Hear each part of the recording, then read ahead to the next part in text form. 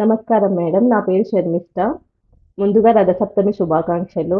మీ విలువైన సమయాన్ని మా కోసం కేటాయించినందుకు చాలా కృతజ్ఞతలు. మీ జీవిత ప్రయాణం ఎంతమంది విద్యార్థులకు, ముఖ్యంగా యువతకు గొప్ప ప్రేరణ ఇస్తుందని ఈ ఇంటర్వ్యూను కొనసాగించాలనుకుంటున్నాను. అభినందనీయం. ఈ ఇంటర్వ్యూలో మీ విద్యా ప్రయాణం, అనుభవాలు, సవాళ్లు మరియు మీ సందేశాలను మీ అనుమతితో ఈ ఇంటర్వ్యూను ప్రారంభించాలనుకుంటున్నాను. మొదటిగా మీ వ్యక్తిగత విద్యా ప్రయాణము, ఆంధ్రప్రదేశ్ నుంచి ఢిల్లీ విశ్వవిద్యాలయంలో మీ అసిస్టెంట్ ప్రొఫెసర్గా మారిన మీ ప్రయాణాన్ని వివరించగలరా మేడం? ఓకే అండి. Thank you. థ్యాంక్ యూ అండి. నాకు కూడా చాలా హ్యాపీగా ఉంది ఈ ఇంటర్వ్యూలో పార్టిసిపేట్ చేసినందుకు. Happy Rathasaptami to you two. నేను కృష్ణా జిల్లా కైట్లూరులో జన్మించాను. తర్వాత నేను కృష్ణా డిస్ట్రిక్ట్లోనే కైట్లూరు గవర్నమెంట్ జూనియర్ కాలేజ్లో ఇంటర్ వరకు చదివాను. తర్వాత మారిస్కల్లా కాలేజ్లో నేను BA ఇంగ్లీష్ లిటరేచర్ చేశాను. తర్వాత MA ఇంగ్లీష్ హైదరాబాద్లో ఇంగ్లీష్ అండ్ ఫారెన్ లాంగ్వేజెస్ యూనివర్సిటీలో చదివాను. అదైన తర్వాత PhD చేశాను. 4 years నేను PhD చేశాను అదే యూనివర్సిటీలో, ఇంగ్లీష్ అండ్ ఫారెన్ లాంగ్వేజెస్ యూనివర్సిటీలో. అప్పుడే నేను నెట్ క్వాలిఫై అయ్యాను. అదే టైంలో PhD నేను తీసి సబ్మిట్ చేస్తూ ఉండగా జాబ్స్ కోసం అప్లై చేస్తూ ఉన్నాను. అప్పుడు యూనివర్సిటీ ఆఫ్ ఢిల్లీకి సంబంధించిన ARSD కాలేజ్లో ఇంటర్వ్యూ నోటిఫికేషన్ పడింది. అప్పుడు నేను అప్లై చేసుకున్నాను. ఆ తర్వాత ఈ జాబ్లో నేను సెలెక్ట్ అయ్యాను. ఇప్పుడు 10 years అయింది నేను ఈ జాబ్ స్టార్ట్ చేసి. ఈ 10 years నుంచి నేను ఇక్కడే ARSD కాలేజ్లోనే జాబ్ చేస్తున్నాను, ఇంగ్లీష్ అసిస్టెంట్ ప్రొఫెసర్గా. చాలా హ్యాపీగా ఉంది నాకు. కైట్లూరు, కృష్ణా డిస్ట్రిక్ట్ కైట్లూరు నుండి నా విద్యా ప్రయాణం స్టార్ట్ చేసి ఆ తర్వాత ఈ ఢిల్లీ యూనివర్సిటీలో ఇలా అసిస్టెంట్ ప్రొఫెసర్గా కొత్త వరల్డ్కి నేను ఎక్స్పోజ్ అవ్వడం హ్యాపీగా ఫీల్ అవుతున్నాను. Thank you madam. సో మీ మీ విద్యా జీవితంలో అత్యున్నతమైన కష్టమైన దశ ఏమిటి మేడం? చాలా కష్టమైన దశ నా లైఫ్లో అంటే నేను జాబ్ కోసం ట్రై చేస్తూ ఉండడం. PhD చేసేటప్పుడు చాలా వరకు చాలా డిమాండ్స్ ఉంటాయి. ఒకటి రీసెర్చ్ ప్రోగ్రెస్ అవ్వాలి, ఇంకా చాప్టరైజేషన్, కంక్లూజన్స్ ఇవన్నీ మనం డ్రా చేసుకోవాలి. ప్రైమరీ టెక్స్ట్, సెకండరీ టెక్స్ట్ ఎగ్జాక్ట్గా మనం చూసుకోవాలి. అట్ ద సేమ్ టైం జాబ్కి మనం సెలెక్ట్ కావాలి. సో ఏదన్నా జాబ్ వస్తుందా లేదా ఈ సంఘర్షణ నేను చాలా ఎక్కువ ఎక్స్పీరియన్స్ చేశాను. సో లైఫ్లో ఈ ప్రయాణంలో మీకు అత్యధికంగా సవాలు చేసిన వారు ఎవరు?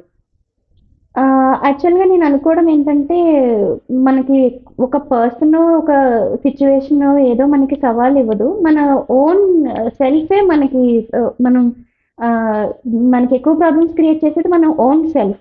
We have to please our self. So ఎక్కువ సవాళ్ళు ఎప్పుడు ఎదురవుతూ ఉంటాయంటే మనం ఎప్పుడైతే కాన్ఫిడెన్స్ లూజ్ అవుతామో, సో ఎక్కువ సవాళ్ళు ఎదుర్కొన్న ఎవరి ద్వారా వచ్చింది అంటే మన సొంత సెల్ఫ్ ద్వారానే అనమాట. ఎక్కువగా స్ట్రగుల్ని, యాంగ్జైటీని, ల్యాక్ ఆఫ్ కాన్ఫిడెన్స్ని ఇచ్చేది అదే కాబట్టి దాంతోనే మనం ఎక్కువ ఫీల్ అవుతాం. మీరు నెక్స్ట్ యూనివర్సిటీ ఎగ్జామ్స్ పరీక్షలు కండక్ట్ చేసినప్పుడు ఎలా ప్రిపేర్ అయ్యారు, ఎలా ఎగ్జామ్స్ అటెండ్ చేశారు అది కొంచెం వివరించగలరా? నేను net first MA English start చేసినప్పుడు ఫస్ట్ ఇయర్లో ఉన్నప్పుడే స్టార్ట్ చేశాను ప్రిపరేషన్. అప్పటికప్పుడు ఎగ్జామ్కి అప్లై చేసిన తర్వాత స్టార్ట్ చేయలేదు, ముందే స్టార్ట్ చేశాను. ఫస్ట్ ఇయర్లో ఉండగా, యాక్చువల్గా థర్డ్ సెమిస్టర్లో ఉండగా నెట్ ఎగ్జామ్ రాస్తాము. నేను ఫస్ట్ సెమిస్టర్లో ఉండగా ప్రిపరేషన్ స్టార్ట్ చేశాను. సో 1.5 years తర్వాత ఫస్ట్ అటెంప్ట్ ఇచ్చాను. అప్పుడు నేను క్వాలిఫై అవ్వలేదు. సెకండ్ టైం మళ్ళీ ట్రై చేశాను. సో థర్డ్ అటెంప్ట్లో నేను క్వాలిఫై అయ్యాను నెట్కి. సో ఎవ్రీడే ఎక్కువ టైం ప్రిపరేషన్లో ఉండేదాన్ని, బాగా థరోగా. ఇంకా ప్రీవియస్ ఇయర్ క్వశ్చన్ పేపర్స్ చాలా థరోగా చూసుకుంటూ, ఆన్సర్స్ కీ ఇవన్నీ చూసుకుంటూ అట్లా ప్రిపేర్ అయ్యేదాన్ని. మీరు చదువుకోవడానికి మీరు రీసెర్చ్ మెటీరియల్స్ అవి ఎలా పొందుపరుచుకున్నారు, ఎలాంటి సమస్యలు ఎదురయ్యాయి, మీరు అవి రీసెర్చ్ మెటీరియల్స్ ని గెయిన్ చేసుకోవడంలోనూ, మీ రీసెర్చ్ లోను అలాంటి ఏదైనా ఒక 1 ఎగ్జాంపుల్ వివరించగలరా? రీసెర్చ్ మెటీరియల్కి మేము ఎప్పుడైతే 2011 ఆ టైం నేను రీసెర్చ్ స్టార్ట్ చేసింది. అప్పటికే కంప్యూటరైజ్డ్ మెటీరియల్ చాలా వరకు అవైలబుల్గా ఉండేది. సో దానివల్ల నేను చాలా వరకు వెబ్సైట్స్ నుంచి JSPOR వెబ్సైట్కి యాక్సెస్ ఉండేది. నేను ఇంగ్లీష్ అండ్ ఫారెన్ లాంగ్వేజెస్ యూనివర్సిటీలో చేస్తున్నాను కాబట్టి వాళ్ళకి రీసెర్చ్ రిపోజిటరీకి చాలా వాటికి యాక్సెస్ ఉండేది. So research articles library, university library నుంచి డౌన్లోడ్ చేసుకోవడానికి అయ్యేది. ఇంకా చాలా వరకు ప్రైమరీ టెక్స్ట్ ఆన్లైన్లో మనకి దొరుకుతూ ఉండేవి.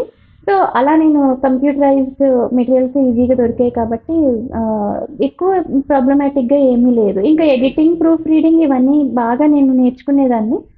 అందుకని చాలాసార్లు ప్రూఫ్ రీడ్ చేసుకుంటాను. నేను ఆర్టికల్స్ రాసిన, థీసిస్ రాసిన, చాప్టర్స్ రాసిన. మేడం ఇప్పుడు మీరు క్లాస్ రూమ్ లో స్టూడెంట్స్ కి టీచ్ చేయడానికి ఎలాంటి పద్ధతిని ఎంచుకుంటారు? క్లాస్ రూమ్కి నేను ల్యాప్టాప్ తీసుకెళ్తాను. మేము లిటరేచర్ టీచ్ చేస్తాం కాబట్టి అంటే ఇంగ్లీష్ మెయిన్ లాంగ్వేజ్ కాదు మా కాలేజ్లో, లిటరేచర్. సో ఆ పర్టికులర్ టెక్స్ట్ని నేను ల్యాప్టాప్లో ఓపెన్ చేసుకుంటాను. ఇంకా నేను యాక్చువల్గా విజువల్లీ ఇంపేర్డ్ నేను. సో స్క్రీన్ రీడర్ ఉంటుంది కంప్యూటర్లో. సో నేను ఇయర్ ఫోన్ పెట్టుకుని అది వింటూ ఉంటాను. విని నేను వాళ్ళకి చదివి వినిపిస్తూ ఉంటాను. ఇంకా ఆ పర్టికులర్ లైన్స్ని అనలైజ్ చేస్తూ ఉంటాను. అప్పుడప్పుడు స్టూడెంట్స్తో కూడా చదివిస్తాను. కానీ విద్యార్థులు ఆసక్తికరంగా మీరు టీచ్ చేసే బోధనను వినడానికి మీరు ఏ పద్ధతిని ఎంచుకొని వాళ్ళని అట్రాక్ట్ చేసే విధానంలో మీరు బోధన చేస్తారు?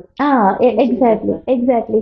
సో ఏం చేస్తాను అంటే మామూలుగా మనకి సిలబస్లో కొన్ని టెక్స్ట్ ఉంటాయి, అవి మనం థరోగా చదువుతాం. కానీ అవి ఇప్పుడు వచ్చే స్టూడెంట్స్ చాలా బ్రైట్గా ఉంటున్నారు, వాళ్ళు కూడా చదువుకోగలరు, వాళ్ళు దాని మీనింగ్ తెలుసుకోగలరు. ఇంకా వాళ్ళకి టీచర్ నెసెసిటీ ఏముంది? సో అందుకని నేను ఏం చేస్తానంటే ఇంకా దానికి సంబంధించిన మెటీరియల్, ఇంకా ఆర్టికల్స్, ఇంకా ఇంటర్వ్యూస్, ఇంకా వాటికి సంబంధించి చాలా మెటీరియల్ అవైలబుల్గా ఉంది. సెకండరీ టెక్స్ట్ ఇవి నేను బాగా థరోగా ప్రిపేర్ అవుతాను, ఎక్కువ ప్రిపరేషన్తో ఉంటాను. ఇంకా ఇంట్రెస్టింగ్ విషయాలు, ఆథర్స్ బయోగ్రఫికల్ డీటెయిల్స్, వాళ్ళ వ్యూస్, వాటన్నిటితో రిలేట్ చేస్తూ చెప్తుంటాను. ఢిల్లీ విశ్వవిద్యాలయం నుంచి మీకు ఏ విధమైన సౌకర్యం లేదా మద్దతు లభిస్తుంది మేడం ఇక్కడ కాలేజ్లో? యూనివర్సిటీ నుంచి, కాలేజ్ నుంచి స్పెషల్గా వేరే ఫీచర్స్ అంటూ ఎక్కువ అవైల్ చేసుకోవాల్సిన నెసెసిటీ ఏమీ ఉండదు. సో అది మామూలుగానే అనిపిస్తుంది, మనకి ఏం పెద్ద నెసెసిటీ ఉండదు. కానీ ఇక్కడ స్టూడెంట్స్ ఇంటరాక్షన్ చాలా బాగుంటుంది, బ్రైట్గా ఉంటారు స్టూడెంట్స్. ఇంకా మనం ఇంకా ప్రిపేర్ అవ్వాలి, ఇంకా బాగా చెప్పాలి అని స్టిమ్యులస్ మనకి లభిస్తుంది. సో చదవడానికి, రాయడానికి, డేటా విశ్లేషణకు మీరు ఉపయోగించే టూల్స్ ఏంటి? నేను ఒక స్క్రీన్ రీడర్ యూజ్ చేస్తాను, NVDA, non visual desktop access అని. దాంతో నేను యాక్సెస్ చేస్తాను. మిగతావన్నీ మామూలుగా బుక్స్ డౌన్లోడ్ చేసుకోవడానికి bookshare.org అని ఒకటి ఉంటుంది.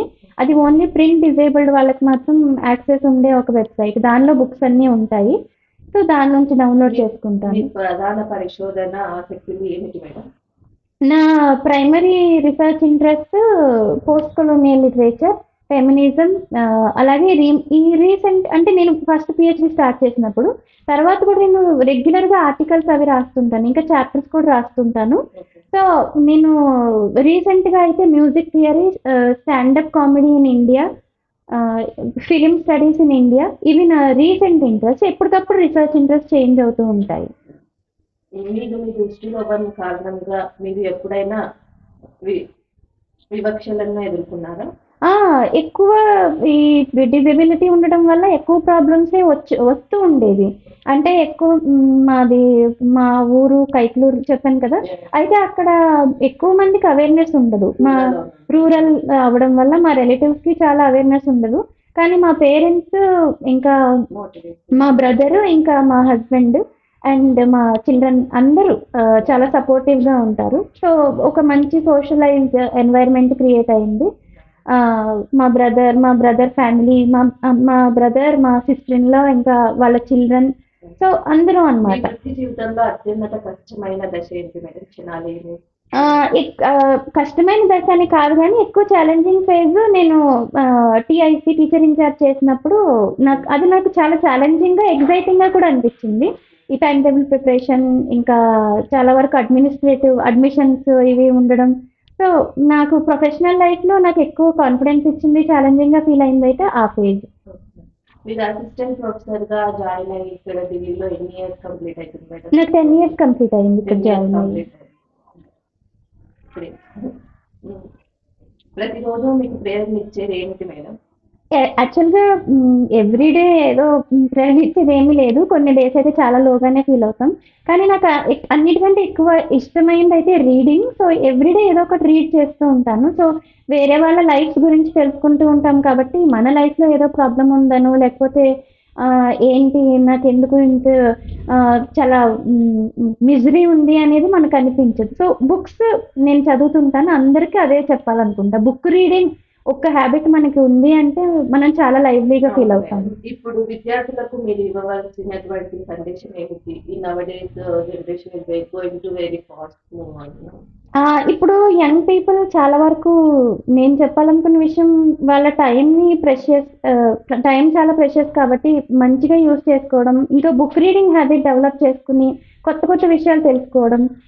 ఓకే నాకు చాలా వరకు తెలుసు అని ఫీల్ అవ్వకుండా ఇంకా తెలుసుకోవాల్సిన విషయాల కోసం ట్రై చేయడం మంచిదనుకుంటున్నాను.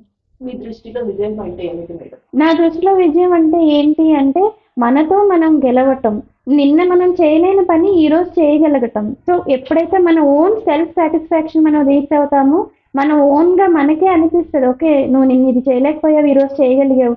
నిన్న నీకు కాన్ఫిడెన్స్ లేదు ఈ విషయం పైన, ఈరోజు కాన్ఫిడెన్స్ వచ్చిందని మనకే ఎప్పుడు హ్యాపీనెస్, ప్లెజర్ అది చాలా ఇన్‌క్రెడిబుల్ ప్లెజర్ ఎప్పుడు రీచ్ అవుతామో అదే విజయం. వేరే వాళ్ళు మనకి క్లాప్ చేయడమో, కంగ్రాచ్యులేట్ చేయడమో, లేకపోతే వేరే వాళ్ళు మనల్ని అప్రిషియేట్ చేయడమో కాదు.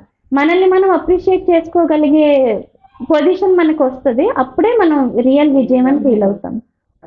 మీ భవిష్యత్తులో లక్ష్యాలు ఏమిటి మేడం? నేనొక నావెల్ రాయాలనుకుంటున్నా. ఇంకా ఉన్నది ఒక పోయెట్రీ కలెక్షన్ కూడా కంప్లీట్ చేశాను. అది పబ్లిష్ చేయాలి ఈ ఇయర్ అనుకుంటున్నా. ఇంకా చాలా ఆర్టికల్స్, రిసర్చ్ ఆర్టికల్స్ చాలా వరకు స్టార్ట్ చేశాను. అవన్నీ కంప్లీట్ చేయాలనుకుంటున్నా. ఓకే. సమాజానికి ఎలా సేవ చేయాలనుకుంటున్నారు మేడం? యాక్చువల్‌గా ఎడ్యుకేషన్ ఫీల్డ్ చాలా ఎంగేజింగ్ ఫీల్డ్.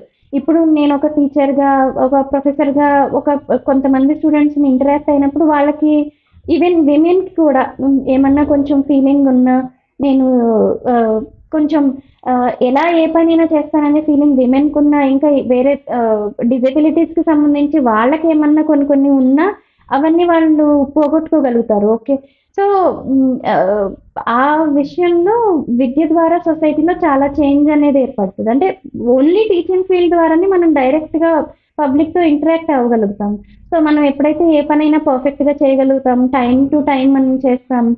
ఆహ్, ఇంకా అన్ని విషయాల్లో థరోగా నాలెడ్జ్ ఉండాలి.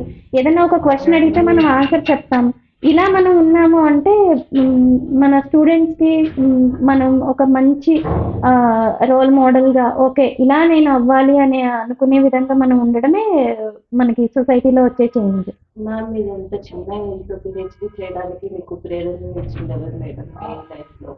మాకు చిన్నప్పటి నుంచి మా ఫ్యామిలీ ఎన్వైర్న్‌మెంట్ ఎడ్యుకేషనల్ ఎన్వైర్న్‌మెంట్. మా మదర్ చాలా బుక్స్ అవి చదువుతూ ఉండేవాళ్ళు చిన్నప్పుడు. అలాగే ఇంకా ఆఫ్టర్ మ్యారేజ్ మా హస్బెండ్ బుక్స్‌కి సంబంధించి పీహెచ్‌డీ తీసుకున్నారు కదా మేడం. ఆ అవార్డ్ వచ్చినప్పుడు మీరు ఎలా ఫీల్ అయ్యారు? దానికి మీరు ఎంత కష్టపడ్డారు? నాకు నేషనల్ అవార్డు మన former president of India Ramnath Kovind గారి దగ్గర నుంచి 2017లో వచ్చింది. చాలా హ్యాపీగా ఫీల్ అయ్యాను. అప్పుడే నేను పిహెచ్డీ కంప్లీట్ అయింది నాది. 25 ఇయర్స్కి పిహెచ్డీ కంప్లీట్ అయింది. అప్పుడే నాది పోయట్రీ కలెక్షన్ సిరామిక్ ఈవినింగ్ అది పబ్లిష్ అయింది. దానికి prime minister of India Narendra Modi గారి దగ్గర నుంచి ఒక లెటర్ ఆఫ్ అప్రిసియేషన్ కూడా వచ్చింది. ఈ అచీవ్మెంట్స్కి నాకు ఈ నేషనల్ అవార్డు వచ్చింది. అప్పుడు నేను చాలా హ్యాపీగా ఫీల్ అయ్యాను. One of the best achievements of my life. Background hard work ఎలా చేశారు మేడం దానికి? అలా అంత పొజిషన్ రావాలంటే it's not easy to nowadays. Hard work అంటే మనం ఏదైనా విషయం మీద వర్క్ చేసేటప్పుడు ఓకే నేను చాలా హార్డ్ వర్క్ చేస్తున్నాను అలా ఏం అనిపించదు నాకు. మామూలుగా ఓకే నేను ఒక టైం ఫ్రేమ్ అనుకుని ఈ టైం ఫ్రేమ్లో నేను ఇది కంప్లీట్ చేయాలి అలా అనుకుంటాను. సో ఆ టైంలో అలా కంప్లీట్ చేసుకోవడం. యాక్చువల్గా మీరు సింగర్ అని కూడా నేను చాలాసార్లు విన్నాను మేడం. మా కోసం ఒక మంచి సాంగ్ మీరు. నాకు మ్యూజిక్ చాలా ఇంట్రెస్ట్. కర్ణాటిక్ నేర్చుకున్నాను, తర్వాత హిందుస్థానీ నేర్చుకున్నాను. ఓకే. మీ ఫేవరెట్ సాంగ్ మా కోసం ఒక మంచి కీర్తన. జగదో ధారణ ఆడిసిరలి శోద జగదో ధారణ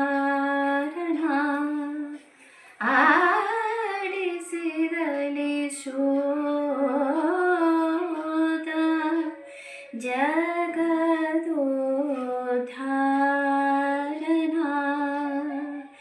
ಆಡಿಸಿದಲಿ ಶೋಧ ಜಗದೋದ್ಧಾರನಾ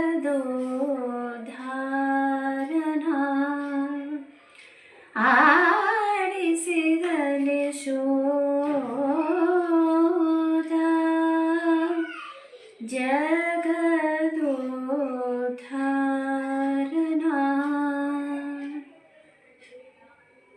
థ్యాంక్ యూ మేడం. మీ విలువైన సమయాన్ని మాకు కేటాయించి మీ జీవిత అనుభవాలను ఎంతో ఓపికగా స్పష్టంగా పంచుకున్నందుకు హృదయపూర్వక ధన్యవాదములు మేడం. మీ ప్రయాణము, ధైర్యము మరియు కృషి ఎంతో మంది విద్యార్థులకు, ముఖ్యంగా దివ్యాంగులకు, యువతకు గొప్ప ప్రేరణనిస్తుంది. మీ మాటలు అనేక మంది ఆత్మవిశ్వాసాన్ని నింపుతాయని ఈ ఇంటర్వ్యూ ద్వారా వ్యక్తపరచగలమని కోరుకుంటున్నాము. Thank you.